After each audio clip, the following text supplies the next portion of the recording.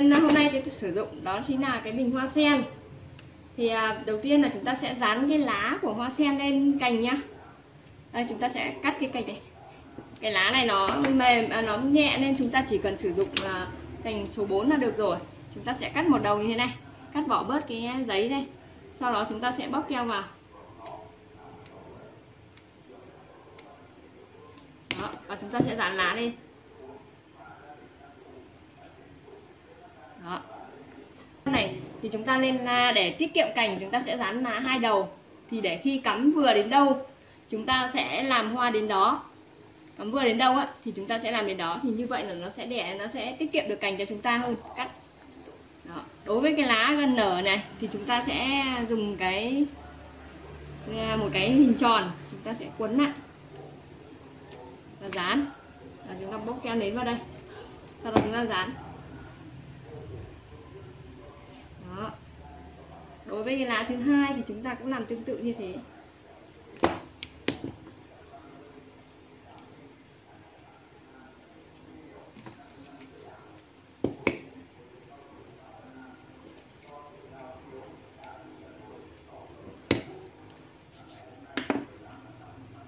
Rồi. Như vậy là chúng ta đã được một cái lá như thế này nhá. Như vậy là sau khi chúng ta dán thì chúng ta sẽ được những cái lá như thế này nhá. Còn những cái lá còn lại thì chúng ta để nguyên. Thì mọi người chú ý này, cái lá này là chúng ta sẽ cắm trường cao hơn nên chúng ta sẽ để cành nó dài nhá. Chúng ta sẽ bắt đầu cắm. Ở đây tôi sẽ cắm cái bình này là 5 cành. Thì tôi sẽ cắm cái bông nhỏ nhất, tôi cắm lên trên.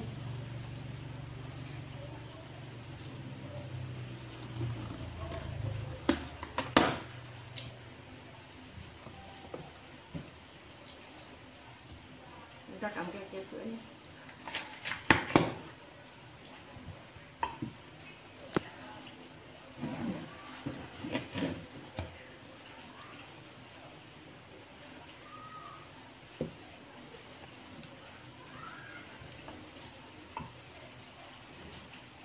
Bông nhỏ nhất chúng ta sẽ cắm lên trên.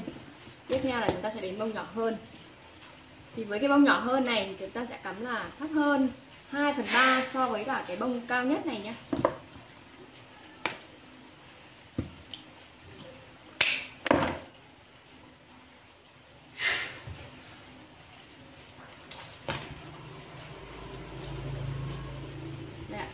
Này thấp hơn 2/3.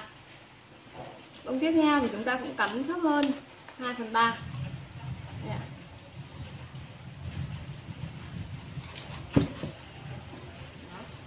Hai bông còn lại nó sẽ tạo thành một hình tam giác với cả cái bông hoa này.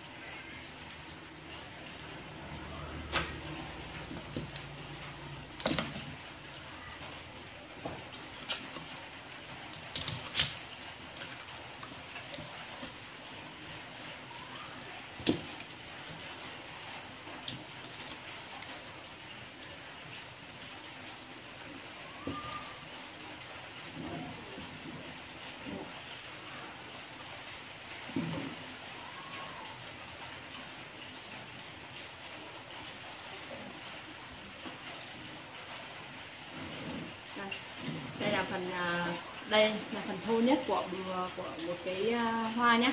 Thì còn những cái phần trống còn lại chúng ta sẽ cắm điểm lá vào. Thì đầu tiên là chúng ta sẽ điểm cái lá trên cao trước.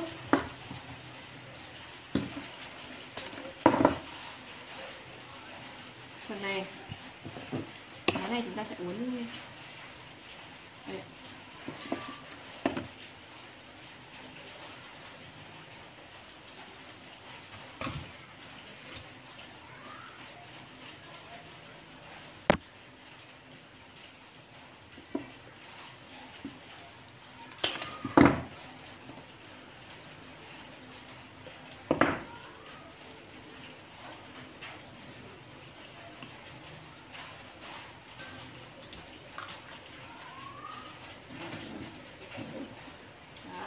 Còn các cái lá tiếp theo là chúng ta sẽ cắm bên dưới đây.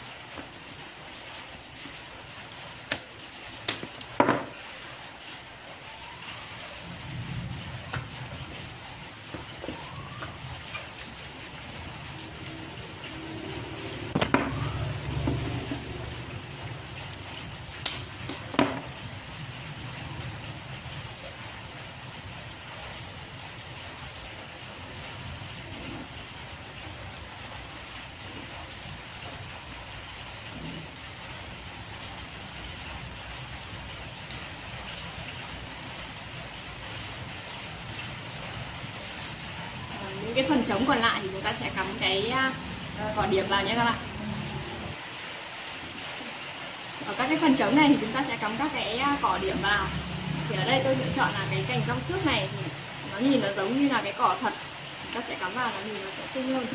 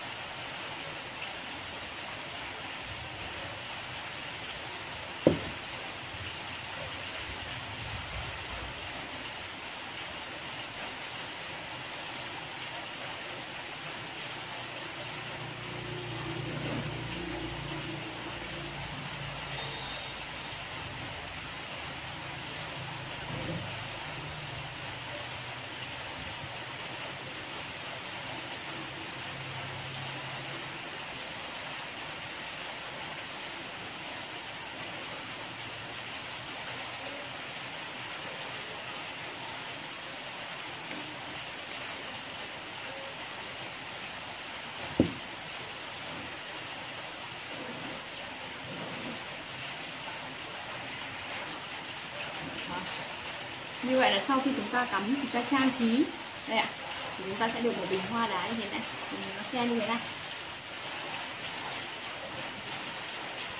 Các bạn khi mà chúng ta để khô keo thì chúng ta sẽ di chuyển thoải mái luôn. Sau khi bình hoa thì chúng ta hoàn thành, chúng ta sẽ có cái bình như thế này. Cái bình hoa như thế này thì chúng ta sẽ để ở trên bàn, cũng như là trên chỗ bàn nước, hoặc là nếu nhà nào có thể để ở trên bàn thờ thì vẫn để được.